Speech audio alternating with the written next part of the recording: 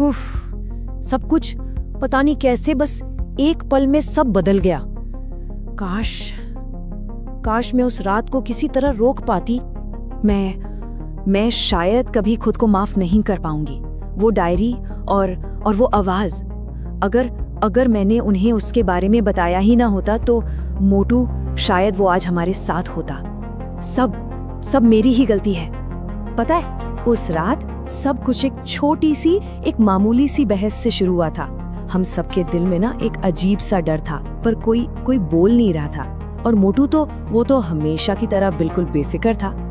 मोटू वो तो हमेशा से ही हमारा हीरो था, है ना? हर मुश्किल जैसे उसके पास हर चीज का हल हो। लेकिन उस रात उसकी आंखों में ना मैंने कुछ अलग देखा। ऐसा लगा जैसे वो सच्चाई को देखकर भी अनदेखा कर रहा था। गोलू की आवाज कांप रही थी और मेरी धड़कनें तेज हो रही थी। हम दोनों को बिल्कुल एक जैसा डर महसूस हो रहा था। वो जो हवा थी ना, वो कोई आम हवा बिल्कुल नहीं थी। ये बात हम सब जानते थे। हवा में एक अजीब सी खामोशी थी। गोलू का चेहरा तो एकदम सफेद पड़ गया था। चीकू की आंखें बस इधर उधर घूम रही थी और मुझे ऐसा लग रहा था जैसे कोई मुझे बुला रहा है, कोई जो शायद सिर्फ मेरे लिए ही आया था। और मोटू वो बस हंस रहा था। और फिर अचानक से हमारी बहस के बीच में एकदम सन्नाटा छा गया। हवा बिल्कुल रुक गई थी और फिर सडनली हवा एकदम एक बवंडर की तरह हमारे चारों तरफ घूमने लगी। इतनी ठंडी, बर्फीली, और उसमें से एक अजीब सी फुसफुसाहट आ रही थी। और फिर वही आवाज, बिल्कुल वही, धीमी सी, मीठी सी, जैसे कोई लोरी गा रहा हो। वो मुझे बुला रही थी और मैं जानती थी कि ये मौत का बुलावा है। मैं देखता हूँ, मोटू ने बोला। हमने कितना रोका उसे, पर वो नहीं माना। अकेला ही उस अंधेरे की तरफ चला गया। और बस पलक झपकते ही सब कुछ बदल गया। लाइट्स टिमटिमाने लगी। हवा इतनी तेज हो गई कि लग रहा था बस हमें उड़ा ले जाएगी। ऐसा फील हुआ जैसे सब कुछ खत्म हो रहा है। मोटू, वापस आ जाओ। मैं चीखती रही, चिल्लाती रही, पर मेरी आवाज उस तूफान में जैसे कहीं खो सी गई। और वो बस चलता रहा। और फिर एकदम खामोशी, हवा, आवाज, सब कुछ रुक गया था। और मोटू वो वहां था ही नहीं।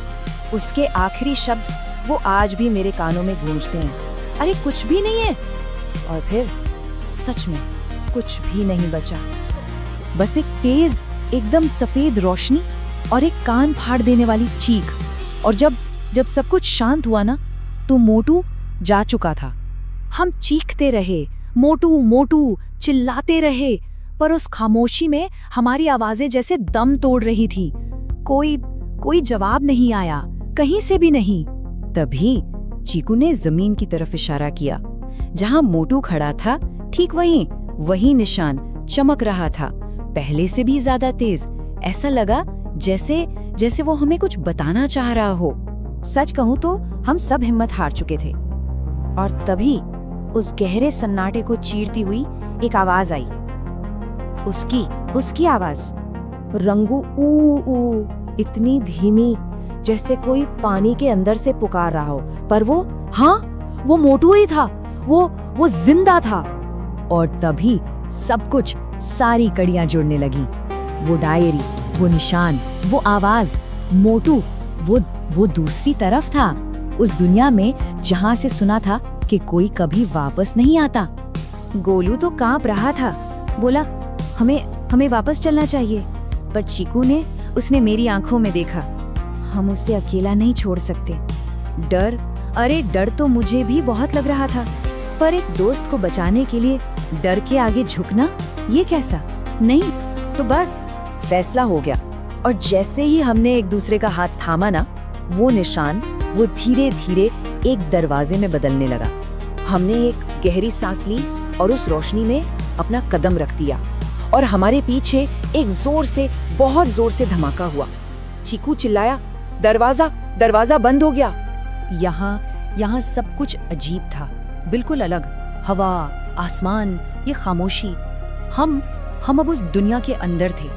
हम आए तो मोटू को बचाने थे, पर अब तो हम खुद यहाँ कैद हो गए हैं और अब पीछे जाने का कोई रास्ता नहीं है। या शायद है।